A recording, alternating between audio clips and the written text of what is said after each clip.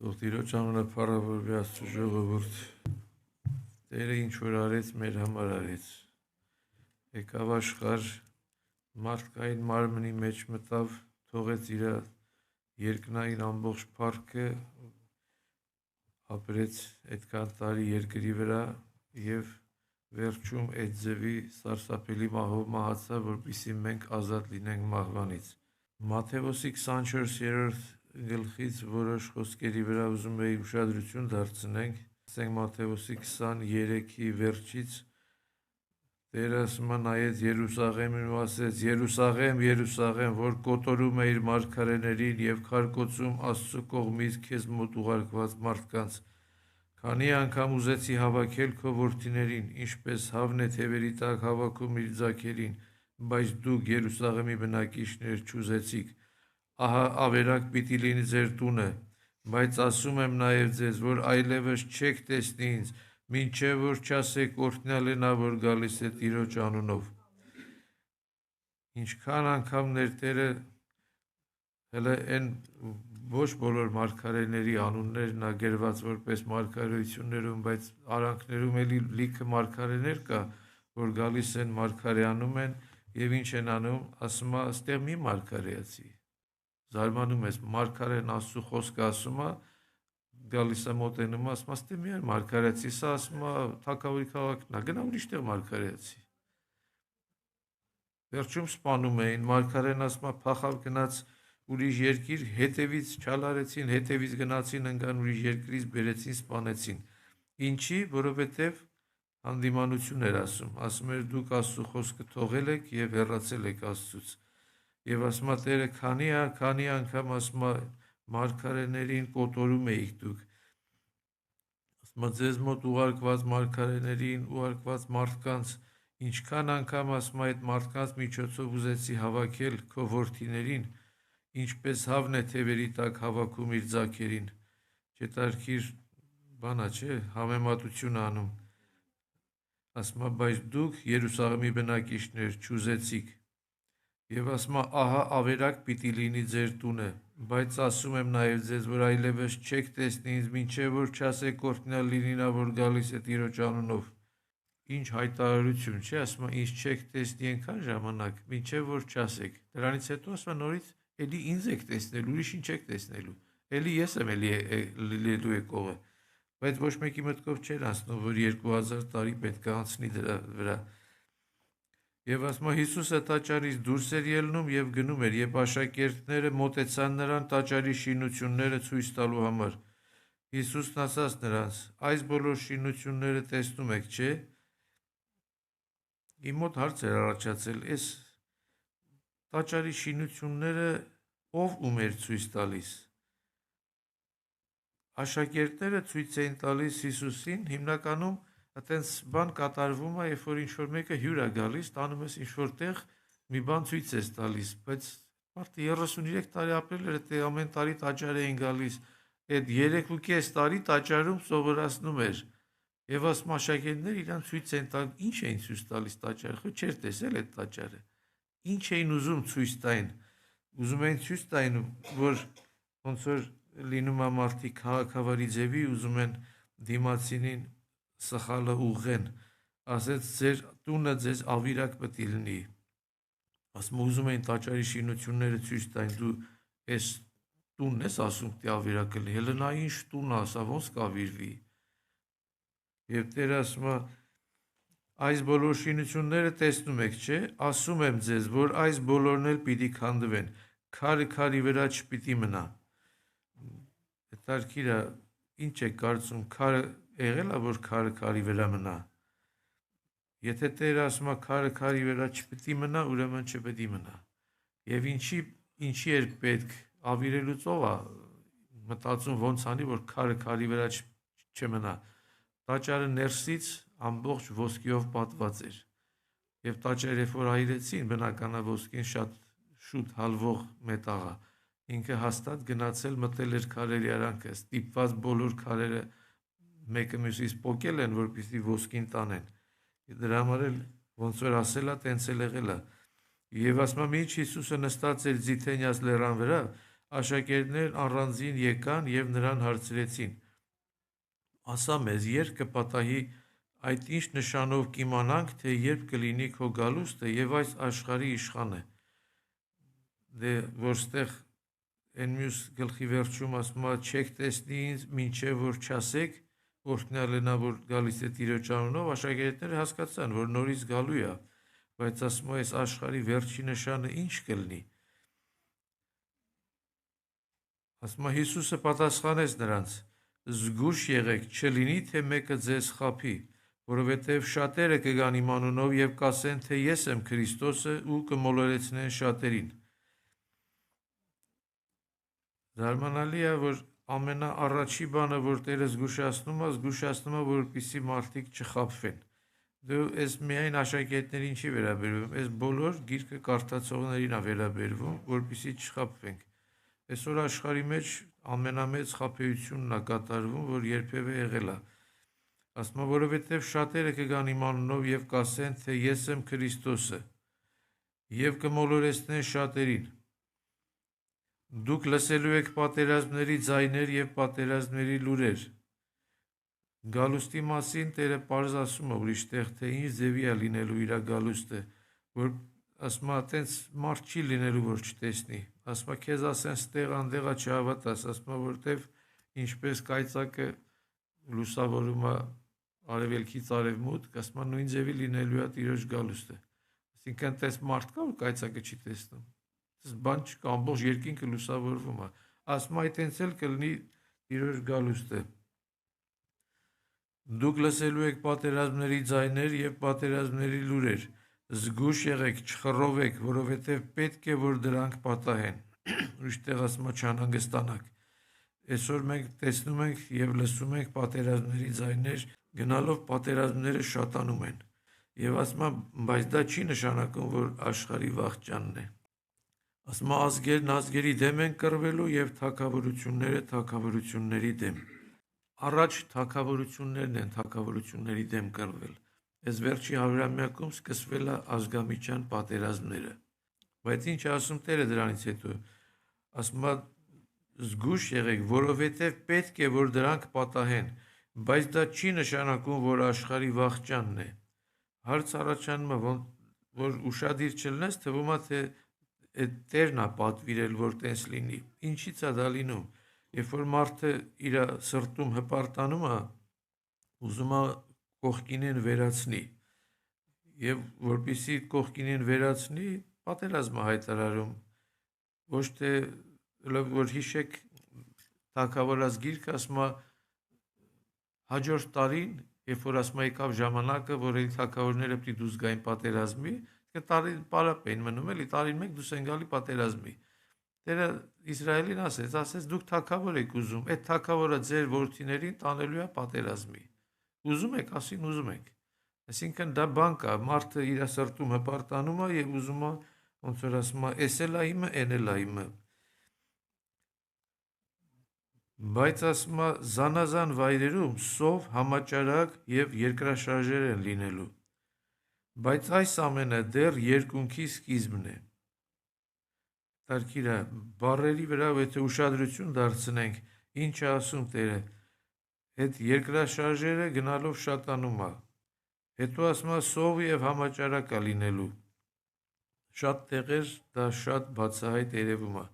Եվ ուզում են նենց կազմակերպեն, որպեսզի ամբողջ աշխարհում դա լինի, որովհետև 7-ամյա նեղության ժամանակ ասում է մարդը պետք է ամբողջ օրը աշխատի եւ այդ ամբողջ օրվա աշխատավարձը մի կտոր հաց է լինելու։ Վերջ, այդ ամբողջ օրվա աշխատավարձը։ Պատկերացրեք ինչին են ուզում տանեն։ Եվ ասում է այն ժամանակ, բայց ասում է այս ամենը դեռ երկունքի սկիզբն է, չի ասում վերջի սկիզբն է, ասում է երկունքի սկիզբն է։ Երկունք բառը միայն օգտագործվում է մի դեպքում։ Ինչի է այդ համեմատում երկունքի հետ, որովհետև երկունքը սկսվում է միայն վերջում։ Ամբողջ 9 ամիս տևում է, վերջում սկսվում է։ Եվ ոչ մեկ չգիտի երբ է սկսվելու եւ այդ անընդհատ կրկնվող գնալով ուժեղանում է, մինչև որ ասում է լույս աշխարհ գալիս մանուկը եւ վերջանում է։ եւ ասма դրանից հետո կինը ել չի հիշում այդ ցավերը, որովհետեւ ասма նոր մարդ ծնվեց։ Եվ ասма այդ նույն ձևի եկեղեցին պետքա համեմատում է, որ ոնց որ նույն ձևի երկունքի ցավերն իմպուլսի նման լինում, այդ նույն ձևի եկեղեցուն պետքա հալածեն։ Եվ ասում է դա երկունքի սկիզբն է։ Այն ժամանակ ձեզ նեղության պիտի մատնեն եւ սպանեն, եւ բոլոր ազգերն իմ պատճառով պիտի ատեն ձեզ։ Մարդիկ կան ասում են, որ սա ինքը աշակերտներին էր ասում, սա վերաբերվում է հրեաներին։ Աշակերտները Հիսուսի աշակերտներն էին, դրանք փարիսեցիներ չէին։ Հետևաբար Հիսուսի բոլոր աշակերտներին է սա վերաբերվում։ Եվ ինչ է ասում, ասում է նեղության պիտի մատնեն եւ սպանեն, եւ բոլոր ազգերն իմ պատճառով պիտի ատեն ձեզ։ Այսօր շատ երկրներում քրիստոնյաներին սպանում են նրա համար, որ իրանք քրիստոնյա են։ Նիգերիայում ոնց որ ասեց ամենաշատ ընդեղ են կոտորում քրիստոնյաներին։ Բոլորին սպանում են, եկեղեցիները վառում են, ինչի համար չես հասկանում։ Դե պարզ է ինչի համար, որովհետև սատանան այնտեղ շատ մեծ զորությամբ գործում է եւ այդ մարդիկ այսօր այս խոսքը իրանց վրա կատարվում է, բայց գնալով տեղը շատանալու է, որովհետև այս բոլոր նեղությունների մեջ, այս պատերազմների մեջ վերջում մեղադրելու են քրիստոնյաներին։ Ոնց որ Հռոմը վառեցին, ասին քրիստոնյաներն են վառել, բայց իրանք ոչ մի կապ չունեն։ Այդտենց էլ վերջի ժամանակներում այս բոլոր ցավերի մեջ քրիստոնյաներին են մեղադրելու։ Եվ ես հիշում եմ այս պանդեմիան, որ պետք է սկսվեր, այդ ժամանակ արդեն խոսում էին, որ որոշ տեղեր արդեն փակել են, ստեղ էլ չէին փակել։ Ես գիշերը հələ լույսը չբացված, որ գործի էի գնում, կես ժամ պետք է քշեի, ռադիոյով լսում էի։ Ուրեմն ինչ են ասում։ Ասում է Կորեայում, Հարավային Կորեայում արդեն տարածվել է, այնտեղ արդեն մի հոգի խոսա, ասում է կին էր խոսում։ Հա, ասում է դե եկեղեցի եկանք, դե ոնց էլ չլինի, ասում այնտեղ վարակվում ես։ Ինչ իմացար այդ խոսացողը ով էր։ Այդ ինչ իմացար այս եկեղեցու էր վարակվել, ուրիշ տեղ չեն վարակվում մարդիկ։ Սատանան կամած կաթացնում էր, որ այս եկեղեցին է սաղ այս վարակը տարածողը։ Վարակը իրանք գրում են, տարածում են, Սամվելոտով ամեն օր ծրում են։ Ասում են եկեղեցին է տարածել, որտեվ հավաքվում են իրար հետ։ Որտե չեն հավաքվում։ Տրամաբանություն չկա։ Ինքնատիռների մեջ քիփ-քիփ իրար նստած են, բայց մինչև մտնել ասում են 6 ֆիտ տարածություն պահեք։ Բոլորը ձեռ էին առնում, ասում են այդ 6 ֆիտը պահում ես, հետո իրար կողք նստեն, բայց վարակը տարածվեց քրիստոնյաներից։ Եվ ասում է այն ժամանակ շատերն իրենց հավատը պիտի կորցնեն, միմյանց պիտի մատնեն ու միմյանց ատեն։ Հետարքիր է, ինչ հավատք պետք է կորցնեն։ Այդ ինչն է պատճառը, երբ որ մարդուն արդեն նեղություն են տալիս եւ սպանելու հարցը բարձրացնում եւ տեսնում է, որ ազգերը ատում են իրան, մի օրինակի ամերիկան մեզ բռնեցին տարան, եթե ինչ-որ մեկը մտածում է, խի, բայց ինձ պետք է տանեն, ինչի հենց ինձ պետք է տանեն, այդ ուրիշ էլ չկար, հենց ինձ պետք է տանեն։ Որոշ քրիստոնյաներ եղել են, որ երբ որ իրանց ասել են, ասում է քեզ կսպանենք, ասում է ավելի լավ, շուտ կգնամ տիրոջս մուտեր, ասում է սրա հետ ինչ անենք, ախպեր, սա ոչ իմանից չի վախում։ Հասկանում եք, եթե դու ունես հավատք առ Աստված, որ դու հիմա, երբ որ թողես այս կյանքը, դու պետք է գնաս տիրոջ մոտ, մահը վախ չունի։ Մահը որպես վախացնող բան գոյություն չունի մարդու համար։ Ինքը հասկանում է, ինքը ընդամենը թողնում է այս մարմինը եւ դուրս է գալիս այս մարմինից եւ հավիտյան միանում է իր տիրոջ հետ։ Բայց եթե մարդը այդ հավատքը չունի, դրա համար ասում է իրենց հավատքը պետք է կորցնեն։ Հավատք առ Աստված, հավատք առ Աստծո խոսք։ Եվ ասում է ինչ են անելու, որ հավատքը կորցնում են։ Հավատքը կորցնելուց հետո պիտի միմյանց մատնեն եւ միմյանց ատեն։ Ապա բազում սուտ մարգարեներ պիտի ելնեն եւ շատերին մոլորեցնեն։ Այս զգուշացումները Տերը որ ասում է, զգուշացնում է, որպեսզի մենք ուշադիր լինենք, որ հանկարծ նման բաները մեր վրա չկատարվի։ Եթե մենք այսօր փափագ ունենք Աստծո հետ միանալու, եթե մենք այսօր սպասում ենք երբ է լինելու Աստծո գալուստը, երբ որ կորոշի Տերը եկեղեցին տանի, դա իր որոշելու հարցն է, դա մեր գործը չի, բայց մենք պետք է պատրաստ լինենք։ Եթե այդ հավատքով մենք ապրում ենք, մեր համար բացարձակ տարօրինակ չի լինելու, եթե մեզ նեղության մատնեն եւ մահվան սպառնալիքը գա։ Ասում է անօրենության շատանալուց շատերի սերը պիտի ցամաքի։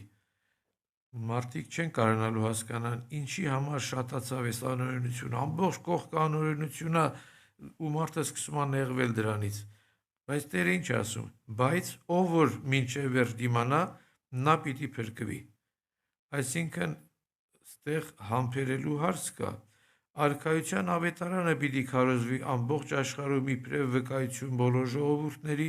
եւ ապա պիտի գա վախճանը։ Այս է եկեղեցու վախճանն էր։ Սրանից հետո ասում է, երբ Սուրբ վայրում տեսնեք ավերվածի պղծությունը, սա արդեն Իսրայելի մասին է խոսքը, որտեղ պիտի գա վախճան, եթե վախճանը եկավ, ելի շարունակություն։ Շարունակությունը, որ Պողոս առաքյալը ասում է, որ երբ որ հեթանոսների առաջ դուռը փակվի, հրեաների առաջ պետք է փրկության դուռը բացվի եւ իրանք պետք է հասկանան։ Մարգարեություններից մեկի մեջ ասում է, «Այս ցեղը իրա ձևի էր ողբանում, այն ցեղը իրա ձևի էր ողբանում», ամեն մեկը հասկացել էին, որ այն ում որ իրանք խաչել են, դա իրանց Տերն է եղել։ Եվ Թեսաղոնիկեցիների նամակի մեջ առաքյալը ասում է, բայց ինչ վերաբերվում է այս եղելությունների ժամին ու ժամանակին, կարիք չեմ զգում այդ մասին ձեզ որևէ բան գրելու, որովհետև դուք ինքներդ շատ լավ գիտեք, որ ինչպես որ գողը գալիս է չսպասված ժամին, այնպես էլ Տիրոջ օրը չսպասված ժամին կգա։ Երբ մարդիկ ասեն հանգիստ ենք եւ ապահով, ճիշտ այն ժամանակ հանկարծակի վրա կհասնի նրանց կործանումը, ինչպես հանկարծակի է բռնում հղի կնոջ երկունքը եւ նրանք ազատում չեն ունենալու։ Պատկերացնում եք, այս անպատկերացնելի բան է, կին, որը երկունքը բռնել է ու չի ազատվում, ու շարունակվում այդ ցավերը, սարսափելի վիճակ։ Ասում է շարունակությունը, բայց դուք, եղբայրներ, խավարի մեջ չեք, որ Տիրոջ օրը գողի նման անակնկալի բերի ձեզ, որովհետև դուք բոլորդ լույսի որդիներ եք, ցերեկվա որդիներ, մենք գիշերվան չեք պատկանում, ոչ էլ խավարին։ Հետևաբար քնով չտարվենք ուրիշների նման, այլ արթուն եւ զարթուն լինենք, որովհետև քնողները գիշերն են քնում, հարբեցողներն էլ գիշերն են հարբում։ Բայց քանի որ մենք ցերեկվան ենք պատկանում, պատրաստ լինենք հավատի եւ սիրո զրահը հագած եւ փրկության հույսի սաղավարտը մեր գլխին դրած, որովհետև Աստված մեզ չի ընտրել, որպիսի նրա բարկության առարկան դառնանք, այլ որպիսի ժառանգենք նրա փրկությունը մեր Տիրոջ Հիսուս Քրիստոսի միջոցով։ Եվ ասում է, արդարև Քրիստոսը մեռավ մեզ համար, որպիսի մենք նրանով կենդանի մնանք նրա գալստյան ժամանակ, ոչ լինենք թե մեռած։ Ուստի քաջալերեք միմյանց եւ ամրապնդեք միմյանց հավատքը, ինչպես որ արդեն անում եք։ Այսինքն այս խոսքերով իրար քաջալերեք, իրար ամրացրեք, որ մարդը իմանա, թեկուզ նեղություն էլ այսօր քեզ կտան։ Ոչինչ, ինչ է եղել, բա Աստված ասել է դուք այսօր այս կյանքում նեղություն կունենաք։ Ոչ մի բան չի ասել, որ լավ է լինելու, լավ վերջում է լինելու։ Նույնիսկ վարձատրությունը վերջում է վարձատրվելու, ամեն մեկը իր արածի համար։ Եվ ասում են, թե նույնիսկ մեկը մի բաժակ ջուր տված լինի, վարձը չի կորցնելու։ Եվ Աստված մարդ չի, դու կարող ես ինչ-որ մեկին մի բան անես, մոռանաս, Աստված չի մոռանում։ Թե լավ կանես, թե վատ, Աստված ամեն ինչ գիտի եւ ամեն ինչ գրվում է։ Մի հատ վկայություն լսեցի ես վերջերս, մի հոգի ասում է ճանապարհ էին գնում եւ ասում է այնց եղավ ճանապարհը շեղվեց, գնացի ասում է գիշերով մտա սարերի արանքով նեղ ճանապարհ էր, ասում է հիմա հասկացա որ սխալ պետք է գնամ, սխալ եմ գնացել, ասում է հետ դառնալը չի լինում, ասում է այնքան նեղ է, ավտոներն է կանգնել են, ասում է չգիտեմ ոնց հետ դառնամ, ասում է մեկը եկավ գիշերը դուռը բացեց, ասես կողքը նստի։ Ասում է նստեցի կողքը նստեց, ասում է ու ինքը սկսեց քշել, ասում է ասես փոքր տարածքներով, ասում է ֆռացրեց ավտոն հակառակ, ասում է իջավ, ասեց դե հիմա քշի գնա։ Ասում է նայում եմ ոչ մի ավտոյի մոտ չգնաց, գնաց ասում է դեպի այն կողմը, ասում է ասեցի դու ով ես։ Ասում է, ասեց մի վախեցի, ես միշտ քեզ հետ եմ։ Ու ասում է դրանից հետո ասում է հասկացա ով էր կողքս նստողը։ Ու ասում է դրանից հետո վախ եկավ վրաս։ Ասում է արդեն կյանքը սկսեցի ուրիշ ձևի ապրել։ Փաստորեն ինքը միշտ իմ կողքն է։ Ասում է ես վախենում եի հանգարտ մեղք չգործեմ, ինքը իմ կողքն է։ Ինքը ամեն ինչ տեսնում, ամեն ինչ լսում է։ Հետո ինչ որ ես չեմ տեսնում իրան։ Այսինքն մարդու հավատքը կարգի է եկել, հասկացել է, որ Տերը որ ասում է ես միշտ ձեզ հետ եմ, ինքը միշտ մեր հետ է։ Այդ մենք ենք, որ կարանք մեզ այնպես պահենք, ոնց որ Տերը ոչ էլ մեր հետ է։ Դրա համար այս վերջի ժամանակների խնդիրն է հակառակորդը ուզում է ամեն ինչ անի, որպեսզի մարդկանց ուշադրությունը ուրիշ բաների վրա թեքվի։ Մարդիկ ուրիշ բաներով զբաղվեն, զբաղմունքներ տա, բան անի, անընդհատ ինչ-որ բաներ սարքի, խաղատներ են սարքում, ես իմ ինչեր են սարքում, տեսել եք մեծերի խաղատներ կա, չէ՞, մեծերի խաղեր, վա խաղ որ ասում են, ասում է դու երեխա չես գնաս խաղա, չի ասում է մեծերի խաղա, խաղա էդի, ժամանակը գողանալու համար է սարքել սատանան։ Այդ խաղերը սատանան սարքել է, որպեսզի մարդկան ժամանակը գողանա։ Երեխա բառը հունարեն նշանակում է խաղացող։ Իրանց ուշքը միտքը խաղալն է, բայց երբ որ մեծերի մոտ է դա լինում, եւ ասում է ազարտային խաղեր կան, չէ՞ որ մարդը ընկնում է բանի մեջ, չի կարող կտրվի։ Այսպես տես լիքը բաներ կա, որ այսօր մարդիկ զբաղեցված են եւ նա հոգա տանում, որպեսզի զբաղացվեն, որպեսզի մարդիկ իրաց փրկության մասին չմտածեն։ Բայց Աստված ուզում է, որպեսզի մենք մեր փրկության մասին շատ լուրջ մտածենք։ Մենք ավելի քիչ ենք մտածում մեր փրկության մասին, քան թե Տերը, որովհետև ինքը գիտի ինչ է սպասվում այն մարդուն, ով որ չփրկվեց։ Իսկ մենք, քանի որ չենք տեսնում այնտեղ ինչ է կատարվում, դե ասում ենք, հա դե ոչինչ։ Տերը ոչ մի բանի չասեց ոչինչ։ Այդպես բան տեսել եք, մեկին ասի դե ոչինչ։ Չկա տես բան գրված։ Ասում է երկու տարբերակ կա, կամ կյանք կամ մահ։ Դուք ընտրեք, ասում է կյանքը ընտրեք, որ ապրեք։ Հետևաբար մեր առաջ ընտրություն է դրած եւ մենք դա պետք է ընտրենք։ Եվ դա միանգամից չի լինում։ Պողոս առաքյալը, երբ որ Տիմոթեոսին նամակ է գրում, ասում է, երբ որ մարզիկը դուրս է գալիս, ասում է մրցանակ շահելու, դրանից առաջ ինքը իրան շատ բաներից զրկում է, որպեսզի ասում է մրցանակ շահի։ Զինվորը ասում է ինչի է այս բաների նմանացնում։ Զինվորը չի կարող զինվոր լինի, եթե ինքը չի սովորել այդ ամեն ինչը։ Ոնց որ այսօր զինվորին տանես, ասես, այս ինքնաթիռն է, պիտի նստես, գնաս ոնց նստի։ Նա ինչ գիտի, այդ ինչա որ նստի, եթե չի սովորել, ոչ մի բանից տեղյակ չի, ոնց է դա օգտագործելու։ Այտենց էլ այն քրիստոնյաները, որոնք սովոր չեն գիրքը կարդալու եւ գրքի վրա ժամանակ անցկացնելու, Աստծո երեսը փնտրելու, իրանք առաջին նեղությունից կընկնեն։ Եվ ոչ մեկին չեն կարող մեղադրեն, որովհետեւ իրանք շատ լավ կիմանան, որ այս նրանից եղավ, որ ես սոված էի։ Երբ որ Սավուղը պատերազմի էր տանում, ամբողջ բանակը սոված էր, ծոմի մեջ էր, իրանք չէին կարող կռվեին, բայց հետո որդին մի բան դրեց բերանը կերավ, ուժը եկավ տեղը, գնաց պատերազմ արեց երկու հոգով, հաղթեցին։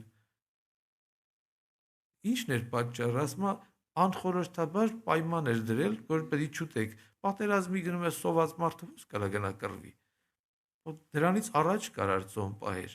բայց ինքն պատրաստություն կա, պայմաններ կա, որին դու պետք է բավարարես։ Եվ Տերը հայտնության մեջ ասում է, քանի որ դու իմ խոսքը պահեցիր եւ դրանով համբերել սովորեցիր, այսինքն դա շարունակական մի բան է, որ մեր կողմից պահանջվում է, որ մենք անենք։ Երբ որ դասատուն հանձնարարություն է տալիս եւ գնում ես տուն չսովորած նորից գնում ես դասի, ինքը չի փոխում հանձնարարությունը։ Մինչեւ որ դու այդ դասը սովորում ես։ Հետևաբար, եթե դու գնում ես մի տարի դասի եւ ոչինչ չես սովորում, դու կմնաս նույն դասարանում, լավագույն դեպքում, եւ դու չես կարող առաջ գնաս, եւ դու չես կարող դպրոց ավարտես առանց սովորելու։ Ես հիշում եմ մի անձնավորություն կար այնտեղ Երևանում, դիմացի շենքից էր, այնտեղ Արտուր Ախպերեստունը ուրիշ տեղ էր, ասում է իրան, այդ բալկոնից տեսել էին, որ հավաքվում են պաշտամունքների, ի ձայն էր լսել, ասել էր գնա Արտուրեստուն, այնտեղ քեզ երկնային համալսարանի գիտելիքներ կսովորացնեն։ Դե մտածում են էլի մարդիկ, դեն ասես ով են հավաքվում, ինչ են անում, Սուրբ Հոգին ասել է, հետ են անում, գնա այնտեղ կսովորես։ Ու եկավ մեր շատ հոյակապ քույրիկը դարավ։ Այսինքն Աստված ոնց է տեսնում, մենք ոնց ենք տեսնում։ Մարդկա ժամանցի վայր է իր համար եկեղեցին, գալիս են, ոչ իմանից տեղյակ չեն, այդ 2 ժամն է եկան ու ընդհանրապես եկեղեցու ոչ մի բանից տեղյակ չեն։ Այդ նման այն մարդու, որ ինքը տուն չի գալիս ընդհանրապես։ Գալիս է մի հատ քնում է ու всё գնաց, ինքը տանը չի ընդհանրապես, ոչ մի բանից խաբար չի։ Այդտենց լինում է, չի լինում։ Այսինքն ինչի է տենց պատահում, որովհետև մենք մեր տան նման չենք ընդունում։ Մենք չենք ընդունում, որ այս կողքինս իմ եղբայրն է, այն մեկը իմ քույրիկն է, ոնց կարանք իրարից տեղյակ չլինենք։ Բայց երբ որ տեղեկություն ես ունենում, արդեն տեսնում ես, վայ, այս եղբայրը նեղության մեջ է, այս մի եղբայրը նեղության մեջ է, այս մարդուն ինչ-որ բանով կարամ գնամ օգնեմ։ Եթե մտածում ես, դե թող ուրիշ հետ գնա օգնի, խի ես գնամ։ Այդպես չի լինում։ Բայց երբ որ քո հարազատ, քո հորից մորից ծնված քուրն ու եղբայրն ալնում, այդ ո՞նց է որ գնում ես։ Ուրեմն դու չես համարում, որ դու նույն հորից եք ծնված։ Դրա համար էլ ուշադրություն դարձրած կլինեք, միշտ կռիվները լինում է երեխեքի մեջ։ Ծնող երեխա կռիվ չի լինում ոչ մի անգամ, որտեղ երեխեքը իրանք ծնողական զգացողություն չունեն դիմացինի նկատմամբ։ Իսկ ծնողը ինքը գիտի, նա երեխան ուր կռվի այդ երեխու հետ։ Ամենաշատը կարա դաստիարակչական խրատի, պատժի, անկյուն կանգնացնի, բայց հո երեխու հետ չի կռվելու, բայց երեխեք իրար հետ կռվում են, որտեվ չկա այդ ծնողի զգացողությունը։ Դրա համար ուզում եի, որ մենք այսօր հասկանանք, որ Տերը, երբ որ մեզ դիմում է որպես զավակներ։ Ճիշտ է, ասում է գնացեք իմ եղբայրներին ասեք, բայց երբ որ առաքյալներին դիմում էր, ասում էր որդյակներ ես, չէր ասում աղբերներ ես կամ դες բան չկար, ասում էր որդյակներ ես։ Եվ եթե ուշադրություն դարձնեք, որդյակներս երբ ասեց վերջի անգամ, ասում է, երբ որ Հուդան գնաց, ասում է պատառը վերցրեց գնաց, Տերը դրանից հետո ասեց որդյակներս, դրանից առաջ չի ասում, որտեղ նա մեջներն էր, իսկ նա իր որդին չէր, դրա համար չէր ասում որդյակներս, ասում է որդյակներս ու շարունակում է խոսքը, այսինքն ոնց որ Հայր Աստծու համար ենք մենք որդի, այտենց Հիսուսի համար ենք որդի, այտենց Սուրբ Հոգու համար ենք որդի, եւ Սուրբ Հոգին շատ անգամ մարդկանց դիմելուց ասում է զավակս, ոնց կարա զավակս ասի, եթե հայր չի, իրանք մեկ են եւ իրանք մեր հայրն են եւ ուզում են մեզ միակամ են իրանք եւ ուզում են որպեսզի մենք փրկվենք, մենք պատրաստվենք այն սարսափելի նեղությանը, որ գալիս է։ Ինչի է համեմատում հենց երկունքի հետ, ասում են նրանք ազատում չեն ունենալու, բայց մենք ունենալու ենք։ Շատ կարճ է տևում այդ process-ը։ Այդ շատ կարճից հետո պետք է եկեղեցին ազատվի, բայց երբ դա կլինի, դա միայն Աստված գիտի։ Եվ մարդիկ կան, որ ասում են, մենք տենց էլ չենք իմանա, դրա դեմ խոսք կա գրված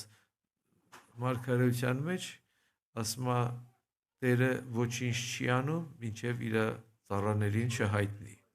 Հետևաբար, եթե մենք մտածում ենք, որ մենք ոչինչ չենք իմանալու, ուրեմն մենք ծառա չենք։ Կամ մենք Աստծո խոսք չենք կարդում եւ ընդհանրապես տեղյակ չենք Աստծո խոսքից, եւ նույնիսկ տեղյակ չենք, թե Աստված ինչ ձևի է գործում։ Աբրահամին տեղեկացրեց, գործեց, բոլորին տեղեկացնում էր եւ գործում էր։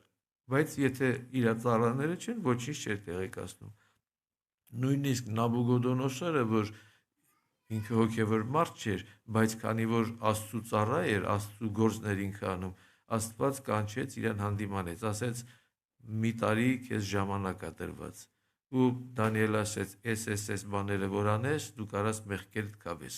Չարեց ուղիղ մի տարի հետո, ասում է երկնքից ձայն եկավ եւ ասում է իրան առանձնացրեցին։ Մինչեւ որ ասում է 7 տարի ժամանակ անցավ,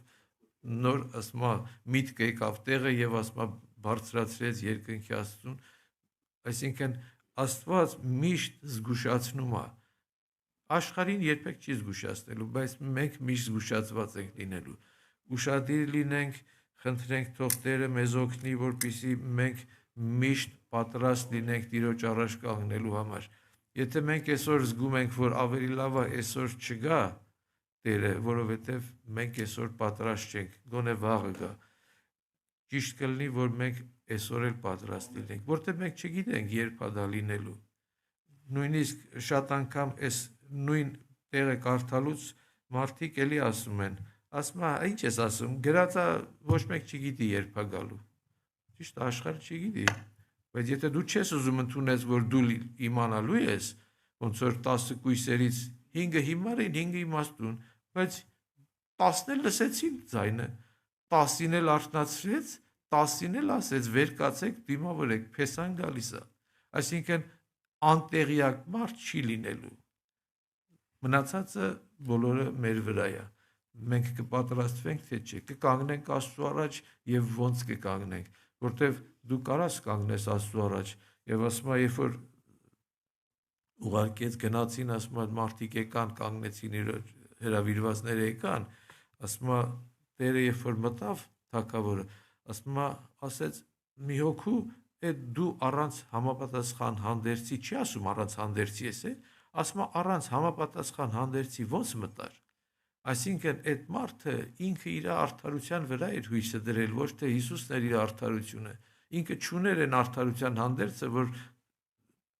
երբ որ քրիստոնյանց տեից գնում է, իրան տալիս են։ Քանի մարդիկ տեսել են, որ մահանալուց առաջ հրեշտակ իր շորերը բերում է։ Ես հիշում եմ Սողոմոն աղբերը պատմեց, որ ասում է